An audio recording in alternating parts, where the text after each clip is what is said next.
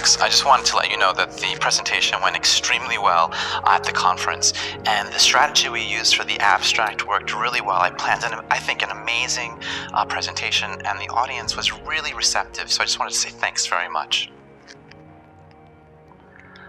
Hi, my name is Christopher Walsh, and I'm from the Australian Literacy Educators Association, and I want to share with you an amazing strategy that I've learned to write a high-quality abstract that has an excellent, strong argument, and that you can then use to plan a roadmap for a really engaging presentation for the upcoming ALEA conference that we're going to have in Adelaide in 2016. Hello again. So now I'm back in Adelaide, and I've just returned from a conference where I successfully used a strategy for writing abstracts that helped me give an excellent presentation. This upcoming conference in Adelaide is the Australian Association of Teachers of English and the Australian Literacy Educators Association's 2016 annual conference. And the theme of the conference is Weaving Worlds with Words and Wonder. So today, what I'm going to do is I'm going to share the strategy that I learned for writing an abstract that can help me or you prepare for a really strong and powerful presentation at the conference. And it's in 4 easy moves. And so the name of the strategy is the Tiny Text Strategy, where you start with the abstract and then plan the presentation for the conference. In terms of the conference theme, Weaving Worlds with Words and Wonder, Pat Thompson and Barbara Kamler have put forth a brilliant strategy for writing abstracts. They call the strategy the Tiny Text Strategy. And they call abstracts tiny texts because they help people like you clarify your potential contribution to the AATE ALEA 2016 conference. The Tiny Text Strategy, it has 4 core moves that can assist you in writing up the very important work that you're doing in your classroom into a very powerful abstract that you can then use to plan and deliver an amazing presentation at the 2016 conference. The first move, known as locate, is a move that situates your paper within a larger community or debate. And here, what you do is you put that larger issue or debate forward and you name it and you problematize it. You're letting readers know why your classroom work is important outside of the place where it happens, your classroom. The second move is focus. And this move is where you clearly identify the particular questions, issues, or kind of problems that your presentation will explore, examine, and investigate. The third move is report. And this move outlines and describes your teaching practices or research and how it answered some research questions or solved an issue or a problem that was important to your English or literacy teaching.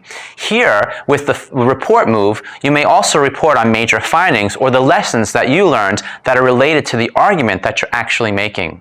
And the final move, argue. This move gives the reader an analysis of what happened. This is not a description of what happened because you've already provided that in the report move section of the abstract. Here, in the argue move, you take a stance and you explain why your work is important. This section of the abstract answers the questions, so what and now what? So now I'm going to talk to you briefly about Catherine. Catherine is a teacher who used the Tiny Text Strategy to write a very powerful abstract that describes how she turned around to students by incorporating iPads into the literary classroom with Year 1 and 2 Aboriginal and non-Aboriginal students in a remote community in Central Australia. In terms of locate, this is how Catherine made the move with locate. She stated, this research explores what happens to Year 1 and Year 2 students' reading motivation and reading fluency when iPads are introduced into the classroom. Students may be familiar with certain apps and games, but little research has been done about the operational use of the iPad in teaching and reading.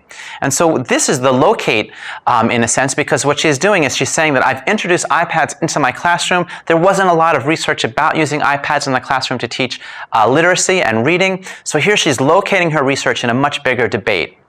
The second move, for focus, Catherine writes this. I introduced iPads to Aboriginal and non-Aboriginal students who are below the benchmark for reading and lack motivation and confidence to read because they are easy to use, highly engaging, and have a variety of reading apps to choose from. So here her focus just kind of clarifies what it was that she has done in her classroom. And then for the report section, Catherine writes, students who participated in this study demonstrated an increased motivation to read and improved their reading skills. A number of students were fearful at first to read aloud to an audience, but were eager to read to their peers after using the Moo app on the iPad. Students also demonstrated gains in their reading fluency as measured by rate, expression, prosody, accuracy, and smoothness. Students were also enthusiastic about substituting their class readers for an ebook version and demonstrated an improved attitude towards silent, sustained reading and paired reading. So here, this is the section of the abstract where Catherine is reporting what happened after she introduced the iPads to the classroom. And then the final section is the argue section. And Catherine states it this way. I argue that when struggling students have an opportunity to read on an iPad, they are more engaged and motivated because it is fun. This motivation and the joy of reading on the iPad assisted my struggling readers because they found it easier to read independently. Furthermore, the Moo interactive app that transports students in the story empowers them to want to read, and this contributes critically to improving their reading fluency. So the first three sections, the locate, the focus, and the report, Catherine tells the story. But then in the argue section, she's saying why her work is important and why her work answers the so what question. So how about you give the tiny text strategy a go and describe something unique and amazing that you're doing in your own classroom to present and share with teachers and researchers at the Australian Association of Teachers of English and the Australian Literacy Educators Association's 2016 National Conference in Adelaide. I look forward to seeing you there. So what do you do next? You visit the website www.englishliteracyconference.com.au and you go to the call for the presenters and you upload your abstract that you've written using the Teeny Text strategy.